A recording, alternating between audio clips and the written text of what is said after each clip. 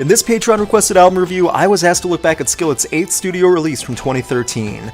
Chances are you cannot think of another band with a female drummer who sings backup vocals. In fairness though, after the name Skillet, you don't need to list off any other bands. One of Skillet's most definable characteristics is their lineup and sound thanks to the male and female vocals. I had known the name Skillet since 2009 when I first heard their music on radio in Utah and heard some friends playing it while working out. I hadn't really paid close attention until years later. It was at the Carnival of Madness in 2013 when I saw Skillet live that made me a believer. Then, at the end of 2013, when at the 3rd annual Loudwire Music Awards, that Skillet won the award for Best Album against some big competition, Rise, the band's 8th album, surpassed many other big names that year to take home that top award. So now, after being asked to review this album by one of my patrons who said it was her favorite album by her favorite band, I finally have enough motivation and purpose to listen to Rise in full, and it started with the album's title track that dominated summer radio that year.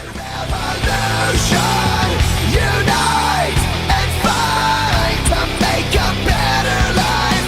Everybody, one for all. Sound on, this is the call. Tonight we rise.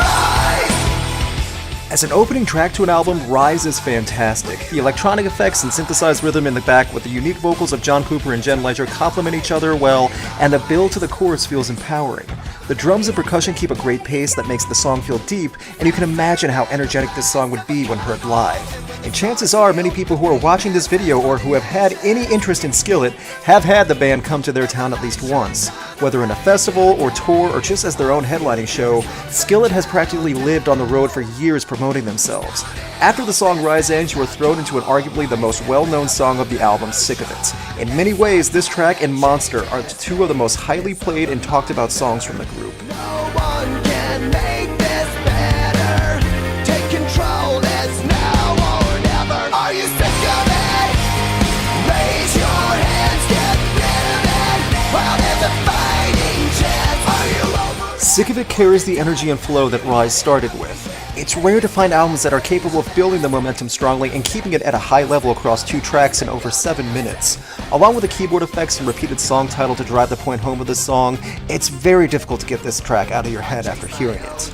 I like Sick of It for its simplicity and lyrics of dealing with personal troubles, mental illness, hostile environments, etc. It's left somewhat vague in the sense that you can apply it to your own situation, and it also carries the same theme that Rise had about standing up for yourself. Despite having the same theme in different songs, John Cooper stated that Rise was not a concept album. He was quoted with saying, "I don't love concept records typically. The emphasis is on the fact that it's a concept record rather than good songs." Regardless of intention though, it's hard to ignore the running theme in many of these tracks. And then I heard you fly. No, not gonna die tonight. We're gonna stand and fight forever. Hearing the progression of Rise lead to Sick of It and then Good to Be Alive and Not Gonna Die all feel like they belong together in a list of anthems. They smartly started this album by doing this to give that entire album the same feeling of rebellion and motivation.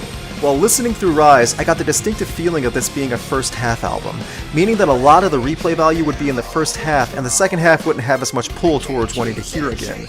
The quality, lyric writing, and instrumental work is all still well done, but it just didn't have the strength as the first several songs. I feel you keeping me alive. You are my salvation. Touch you, taste you, feel you here. Oh, yeah. I feel you keeping me alive. It's been a few years now since the band's last album was released. For a group to be running since 1996 though, it's amazing how much steam they still have to promote their music on their own terms with their own message.